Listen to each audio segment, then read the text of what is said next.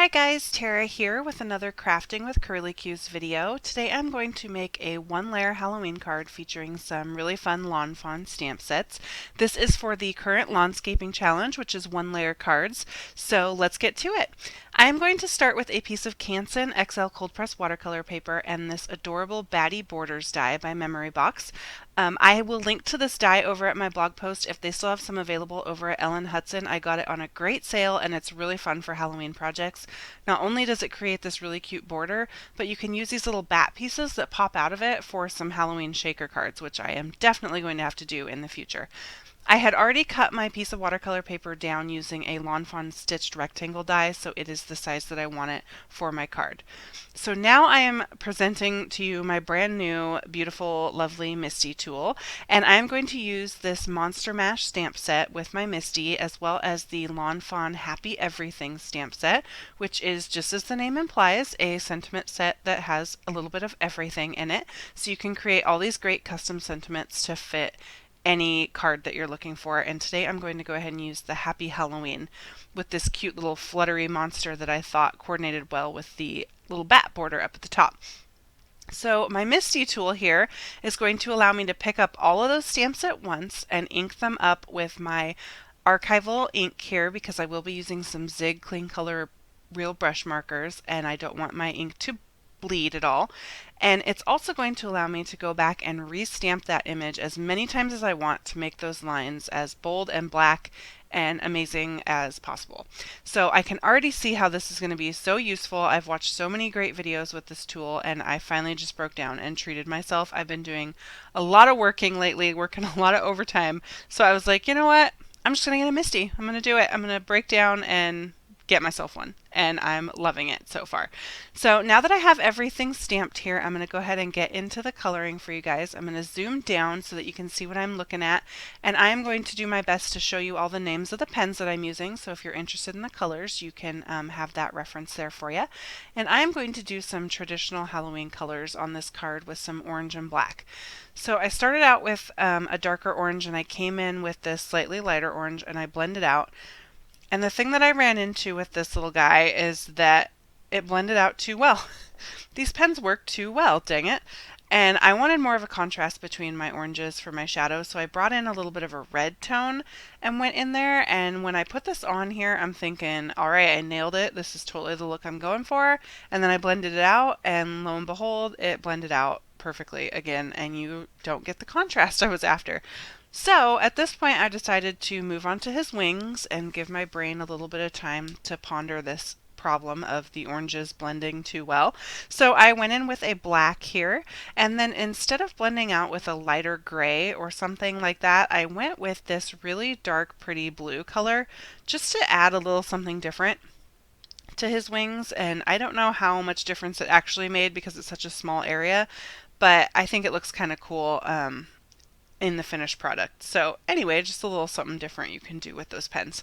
So now I'm back to my orange guy, and I have a way darker red marker here, and I am going to go ahead and add that shading, and it seems pretty extreme right now, like he's looking like Two-Face, but when I come in with my medium orange-ish red here, and then I go back in with my lightest orange, excuse me, goodness, I've had a cold and I just can't quite enunciate as well as I should be able to. I finally get the shading that I'm looking for in this monster guy. So I'm also going to color in his little mouth with a gray marker, and then that is going to complete the coloring on this card. As I mentioned before, this is a one-layer card challenge, so I'm keeping it nice and simple, which is something that I sometimes have trouble with. If you've watched any of my other videos, you know I like to do elaborate scenes and fanciness, so I always like the challenge of keeping it to a nice, simple one-layer card project. So here's some ribbon from my ribbon scrap bin. I know we've all got one of these in our craft room. It's sitting right next to our paper scrap bin. So I don't know where this ribbon came from. It's just something that I've had handy, and I thought that it matched the colors really well for this project. So I just pulled and tweaked on this bow until I got a bow that I liked, and I think it turned out beautifully with one minor flaw. It's upside down. So I'm going to go ahead and just slip that whole ribbon off and turn it around and slip it right back onto my panel. Whenever I work with ribbon or twine on a project, I like to wait to adhere it until I get to the very end, and that allows me the flexibility, like I'm doing here, to be able to manipulate it and move it around and put it exactly where I want it before I adhere it down. So now I'm able to get the little feet on that bow pointing in the right direction and have it sitting right underneath that cute little baddie border at the top, and I think it just looks precious, brings in the orange there. So now I'm taking another gray marker and I'm just going to give a little bit of shadow at the bottom of this card.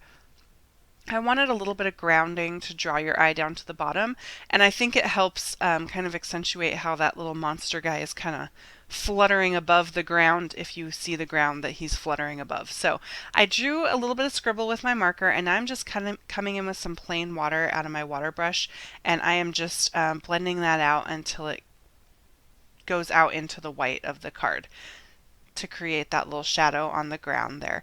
And I kind of like the way that the black stamp of the sentiment goes over that kind of muddy gray color. I think it ended up looking really neat.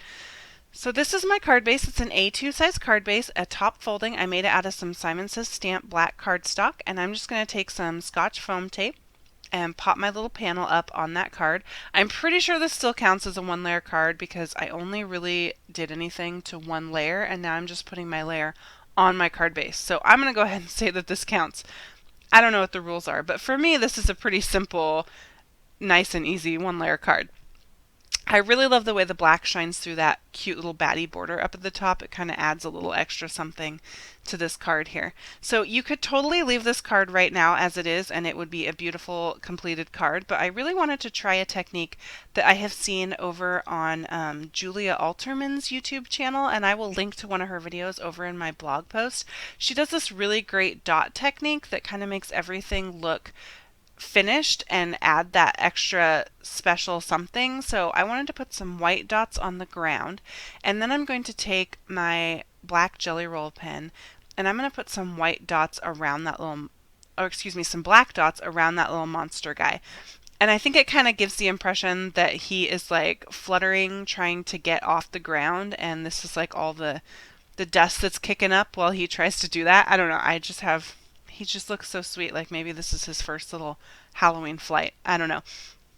Anyway, do you guys come up with stories for your cards too? Or is that just me? I don't know. But here is my Wink of Stella. Got to add a little glitter to him, and then I'm going to put some glossy accents on his wings, and that is where I think the blue really comes out. Once the glossy accents dried, you can kind of really see that blue that I blended in with the black shining through the shiny glossy accents there.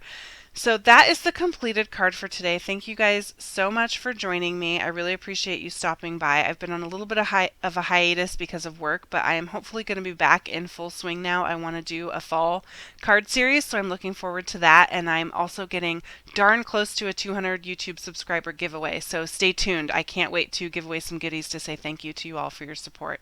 If you haven't already, go ahead and hit subscribe so you don't miss any of the crafty goodness. I'm going to link to all the supplies over at my blog, and you can join me on Facebook, Pinterest, and Instagram. Here's a couple more videos for you. I've got another Halloween one and another video that features some Zig Clean Color Real Brush Marker coloring. So thanks so much, guys. Bye.